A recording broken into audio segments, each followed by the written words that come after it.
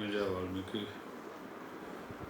Corona जैसी भयानक महामारी में जिसके लिए बार बार परम आदरणीय आदि धर्मगुरु दर्शनतम रावण जी भी प्रार्थना करते रहे, अपील भी करते रहे और हम सब लोगों को आगाह भी करते रहे। लेकिन आज भी जब पूरे देश की लड़ाई एक महानायक के रूप में सफाई सैनिक, सफाई कर्मचारी लड़ रहा है, सरकारें सिर्फ खोखले दावे कर रही हैं उनके लिए और कोई प्लान नहीं है सफाई कर्मचारियों के जीवन को बचाने के लिए।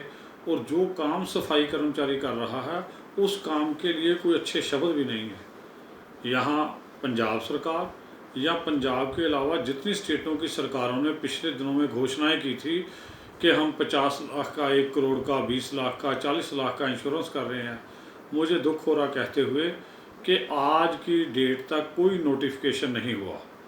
यहाँ शराब को लेके, एक्साइज ड्यूटी को लेके तो मंत्रिमंडल की मीटिंगें हो रही हैं, चाहे वो वीडियो कॉन्फ्रेंसिंग के जरिए हो, लेकिन सफाई कर्मचारी के जीवन को बचाने के लिए कोई मीटिंग नहीं, कोई चर्चा नहीं। 50 लाख का इंश्योरेंस कहा, आज तक उसका नोटिफिकेशन नहीं हुआ। इसका मतलब क्या हुआ? यानी सिर्फ खोखले दावे वादे करके इन लोगों से काम लेना।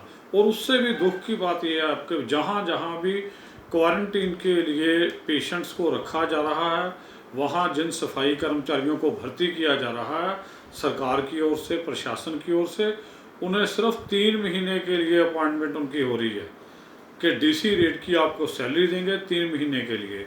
ये एक बहुत बड़ा विश्वासघात है एक कम्युनिटी के खिलाफ। मेरी तमाम सफाई कर्मचारी यूनियन जो है उनसे प्रार्थना है, या वाल्मीकि समाज के दूसरे जो स्वयंसेवी संगठन हैं उनसे प्रार्थना है कि सरकार की ऐसी दोगली नीति के लिए सचेत हो जाइए, क्योंकि सरकार उन्हें 3 महीने के लिए भर्ती कर रही है। उनमें से बहुत से लोग वहाँ से कोरोना अपने घर तक लेके जाएंगे, उसका कोई इंतज़ाम नहीं है और उन लोगों की कोई इंश्योरेंस नहीं है और उनको कोई किट नहीं दी जा रही उनके लिए, सुरक्षा किट जिसे पहन के वो काम करें।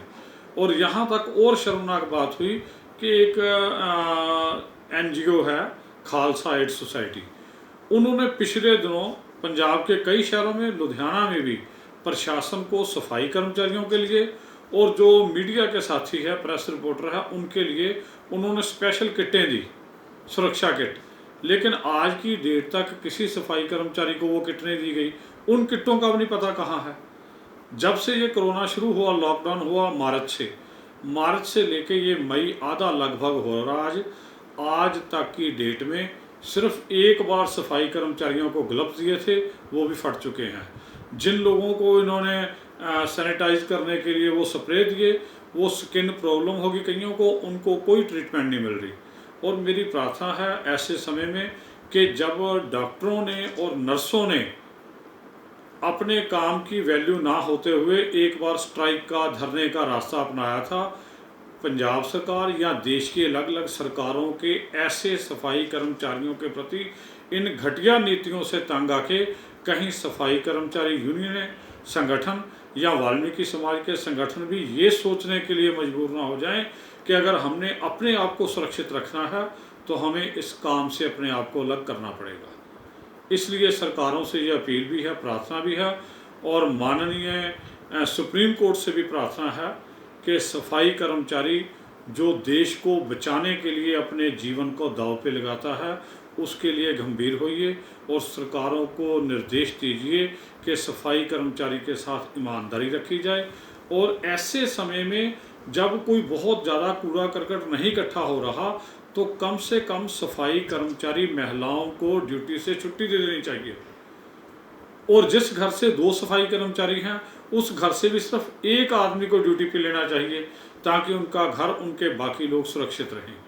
तो ऐसे मुझे इसके एक पंजाबी में 2-4 लाइनों की कविता है सफाई कर्मचारी के संबंध में, उसकी 2-3 लाइनें मुझे याद है ना, वो मैं बताता हूँ कि सफाई कर्मचारी के प्रति यहाँ लुधियाना से एक बहुत बड़े शायर हुए हैं प्रेम शंख जी, उनकी लिखी हुई कविता है कि रब नूं मिलाण वाला सफाई कर्मचारी, जग तो निराला है सफाई कर्मचारी, गर्मियां च सर्दियां च आफतां च नेरियां च करके सफाई सिर मूँह च कट्टा पा लैंदा, फैल जावे ना किते उहदे देश च बीमारी, रब नूं मिलाण वाला सफाई कर्मचारी, मंदिरां मसीतां वल हर पासा साफ रखे, ਗੰਦਗੀ ਨੂੰ ਕੱਢ ਕੇ ਹੱਥਾਂ ਨਾਲ ਆਪ ਰੱਖੇ, ਮਗਰੋਂ ਹੀ ਪਹੁੰਚਦਾ ਉੱਥੇ ਕੋਈ ਪੁਜਾਰੀ, ਰੱਬ ਨੂੰ ਮਿਲਾਉਣ ਵਾਲਾ ਸਫਾਈ ਕਰਮਚਾਰੀ।